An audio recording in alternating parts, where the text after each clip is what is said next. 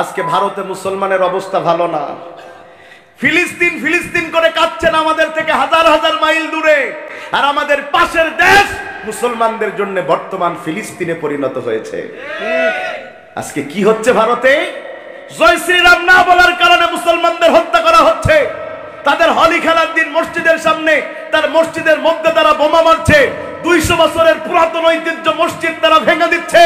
আজকে তারা মুসলমানদের 27 লাখ বিঘা সম্পত্তি, ওয়াকফ সম্পত্তিকে তারা আইন করে দখল করার চেষ্টা করছে।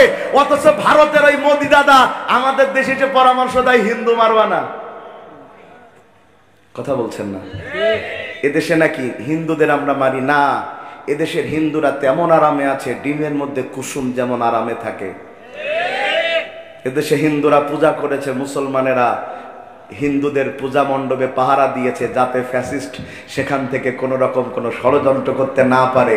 আমরা হিন্দুদের পূজা মণ্ডপ পাহারা দিয়ে তাদের নিরাপত্তার ব্যবস্থা করেছি, আর তোমরা মুসলমানদের পিটিয়ে পিটিয়ে মরেছ। সুতরাং বলে দিই দাদা মোদি, তুমি তোমার দেশ নিয়ে চিন্তা করো, বাংলাদেশ নিয়ে তুমি আর কথা বলবা না, তোমার টুটি ছিঁড়ে দেওয়া হবে।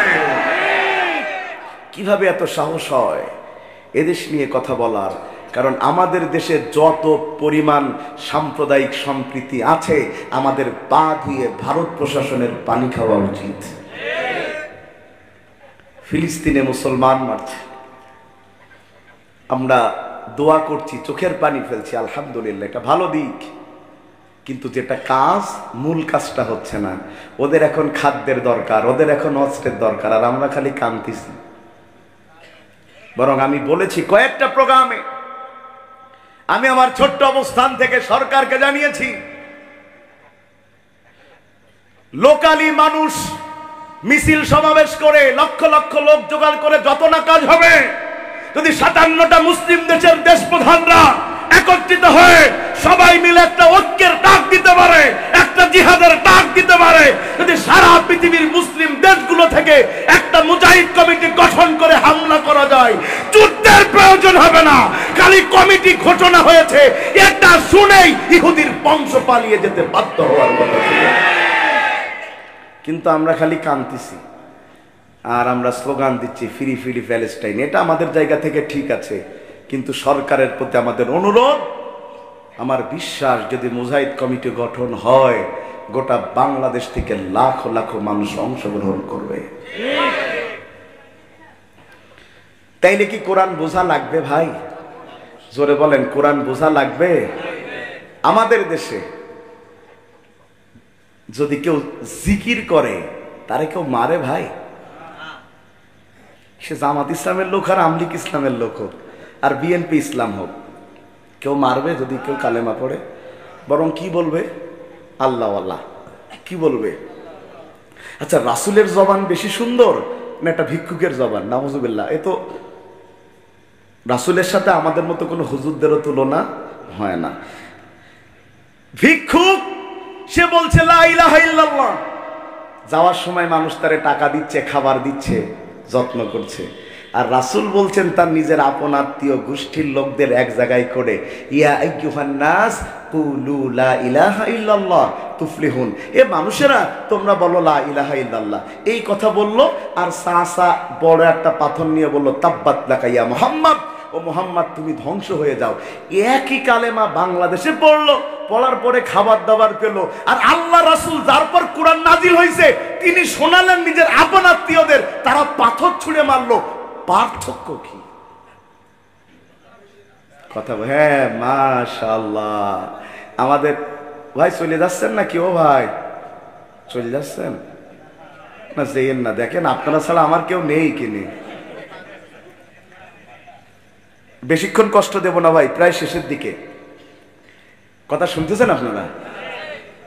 আমাদের বিভিন্ন মসজিদে হাফেজ সাহেবরা নামাজ পড়ায় না রমজানে, চার দোকানের প্রশংসা, উরে কণ্ঠ মনে হয় আসমানতে নাজিল হচ্ছে। আচ্ছা, রাসূলের কণ্ঠ কি আমাদের চেয়ে খারাপ ছিল? নাউযুবিল্লাহ। উনি তেলাওয়াত করলে যারা কোরআন নিষিদ্ধ করত, তারাও ঘরের পিছনে দাঁড়ায় দাঁড়ায় তেলাওয়াত শুনতো। কথা ঠিক, তারাও দাঁড়িয়ে দাঁড়িয়ে তেলাওয়াত শুনতো, কারণ তারাও জানতো কোরআনের চাইতে সুরের কোনো কিতাব আর হতে পারে না। এই দুনিয়াতে সবচেয়ে সেরা সুর দুইটা জিনিসে, একটা তেলাওয়াতে একটা আজানে, একটা তেলাওয়াতে একটা আজানে, একটা তেলাওয়াতে একটা আজানে। এর চাইতে মধুর সুর আর পৃথিবীতে হতে পারে না।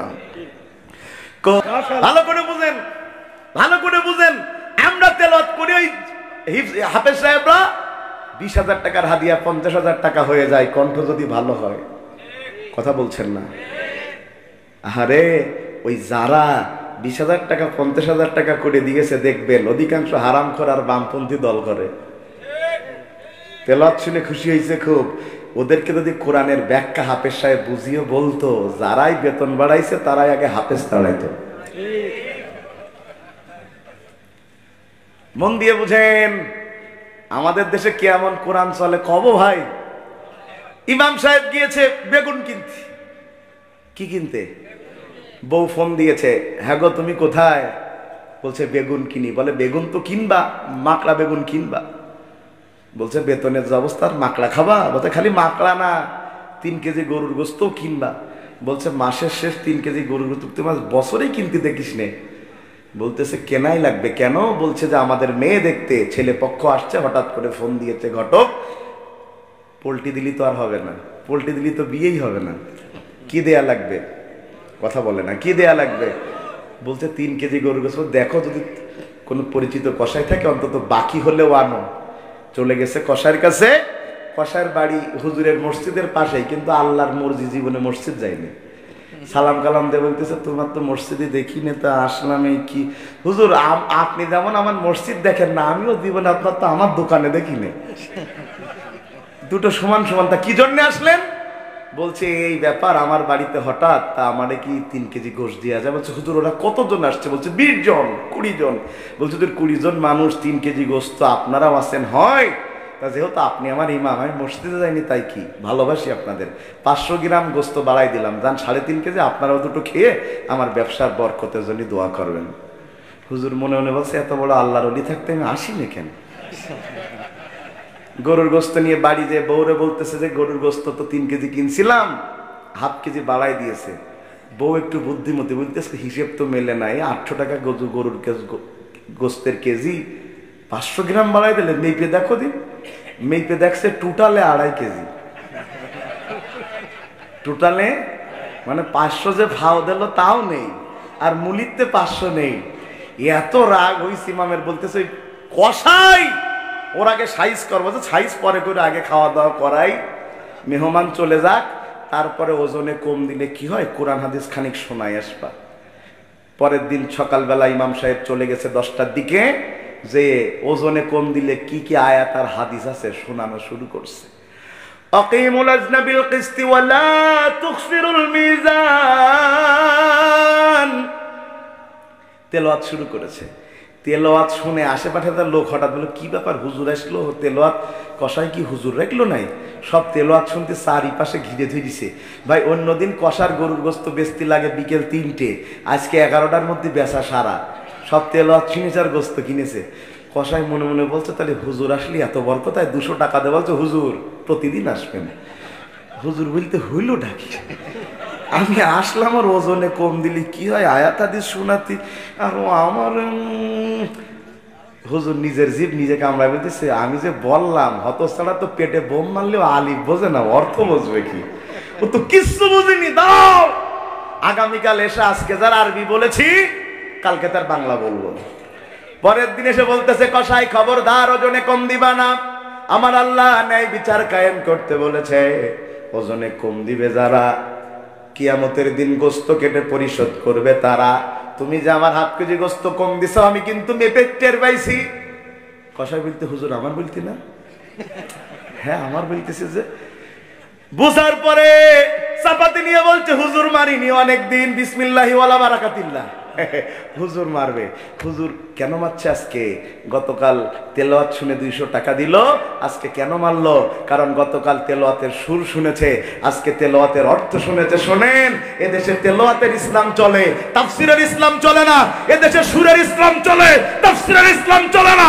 যদি এদেশে তাফসীর তাফসীরের ইসলাম চলতো, আল্লামা সাঈদীর গায়ে হাত দেওয়ার সাহস কেউ করতে পারতো না, কারণ বাবার ক্ষমতা ছিল না আল্লামা সাঈদীকে হত্যা করা।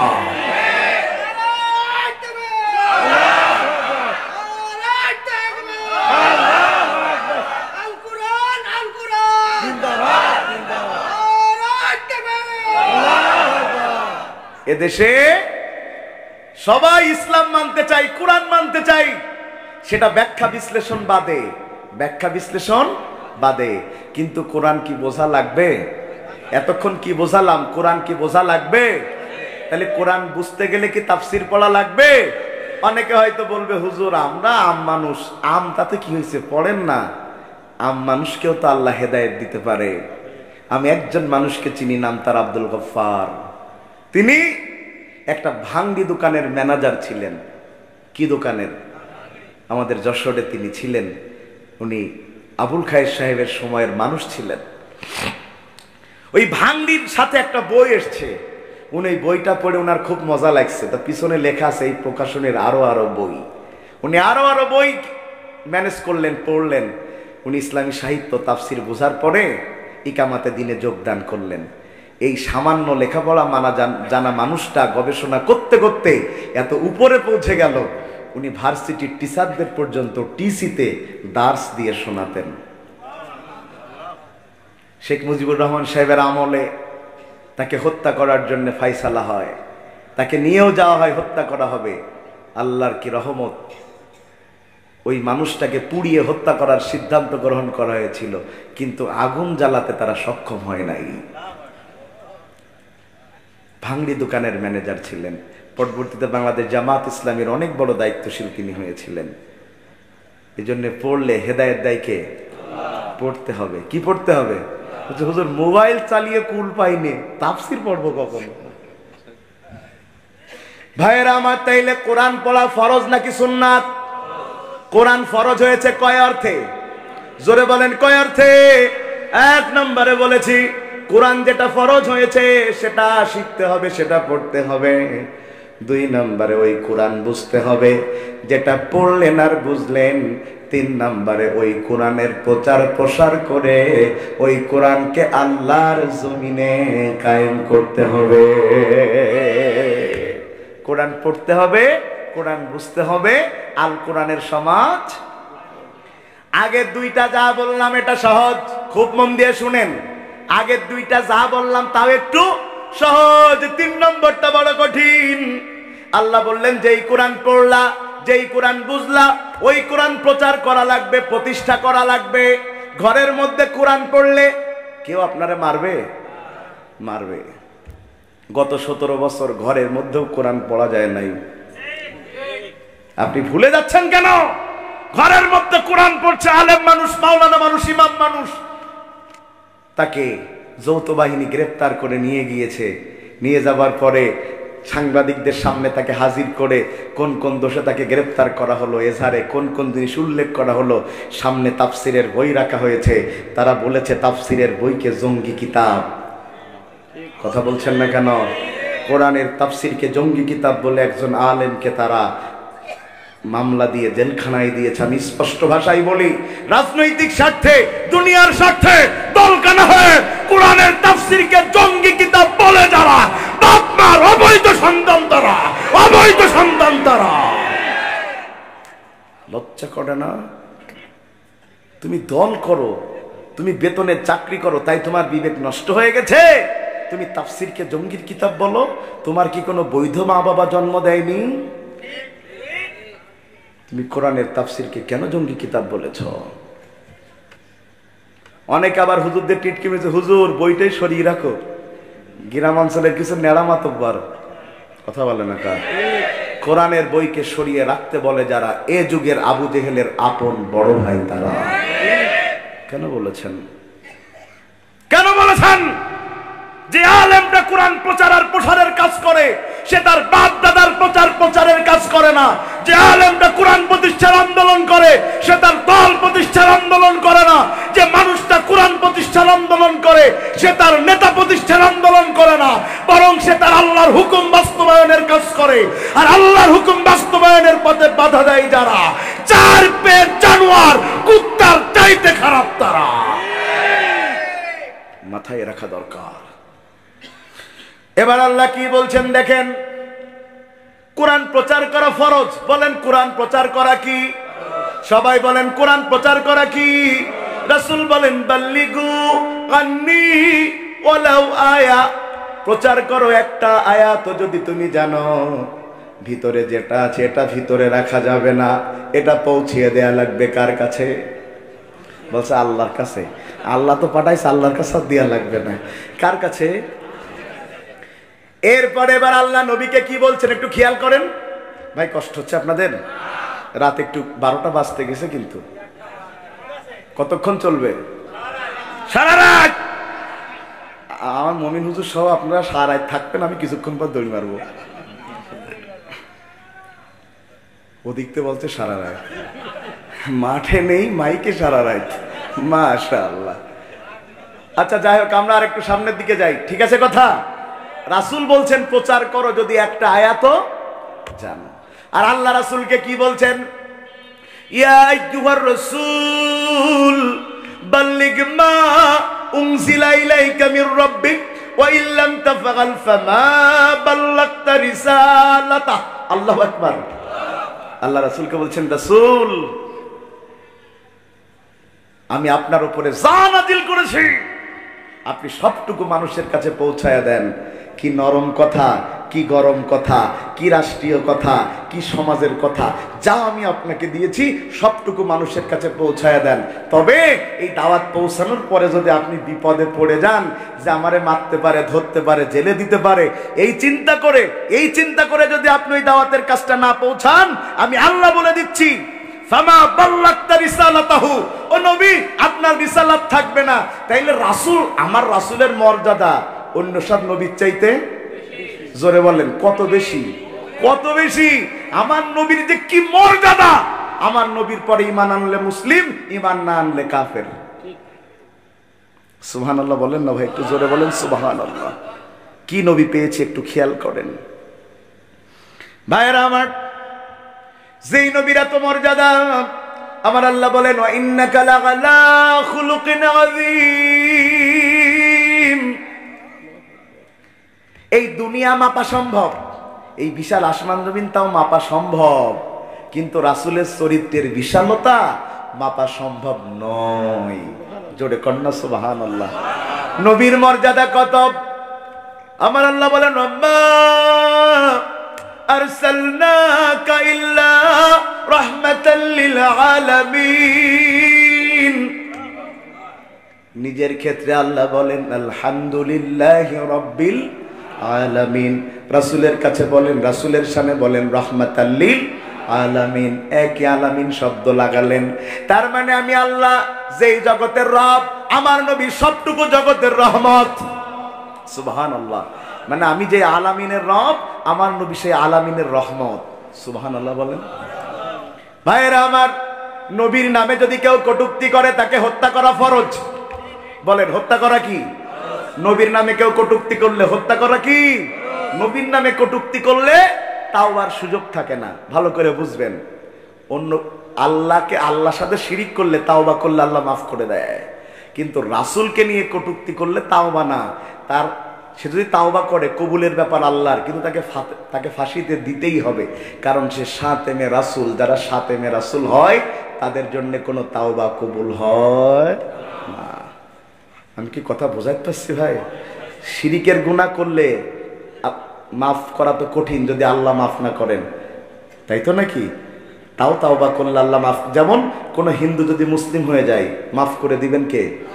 কিন্তু কেউ যদি ইচ্ছা করে বুঝে শুনে রাসূলের নামে অপবাদ দেয়, ও শাতেমে রাসূল, ওকে ফাঁসি দিতেই হবে। যেই মর্যাদা এত রাসূলের, সেই রাসূলকে আল্লাহ বলছেন ফামা বাল্লাগতা রিসালাতা। যদি আপনি এই দাওয়াত মানুষের কাছে পৌঁছে না দেন, নবী আপনার নবুয়ত থাকবে না। তার মানে কোরআনের প্রচার না করলে যদি নবীর নবুয়ত না থাকে, আপনার আমার মতো আলেমের তো ঈমানই থাকে না। রাসূল তো নিশ্চিত জানতেন, তিনি যদি কোরআনের দাওয়াত দেন তার উপরে যে অত্যাচার আসবে, এটা কি রাসূল জানতেন? আপনাদের কি মনে হয়? হ্যাঁ, আমি আপনাদের একটা হাদিস শোনাই, দেখি হাদিসটার ভিতরে আমি সেভ করেছিলাম আছে কিনা। আল্লাহ রাসূল ওই শুরুতে আমি যে বলেছিলাম আপনাদের, আমার দিকে তাকান, নারায়ে তাকবীর। শুরুর দিকে আমি বলেছিলাম আল্লাহ রাসূলকে আল্লাহ তাআলা প্রথম ওহী দিয়েছিলেন কোথায়? জোরে বলেন কোথায়? রাসূল হেরা গুহা থেকে আসলেন, বাড়িতে গেলেন, শরীর তার কাঁপছে জ্বরে। তার বিবি খাদিজা জিজ্ঞাসা করছেন, ইয়া মুহাম্মদ, তখনও তো রাসূল রাসূল হয়েছেন, এরকম কোনো ঘোষণা আসে নাই, কি হয়েছে আপনার, আপনি কাঁপছেন কেন? বলছে, ইয়া খাদিজা জাম্বিলুনি, তুমি আমাকে কম্বল মুড়ি দিয়া দাও। খাদিজা রাদিয়াল্লাহু তাআলা আনহা বলছেন, কেন এই গরমের মধ্যে কম্বল মুড়ি দিবেন কেন? কয় আমার জ্বর এসেছে। বলে কেন? বলে আমি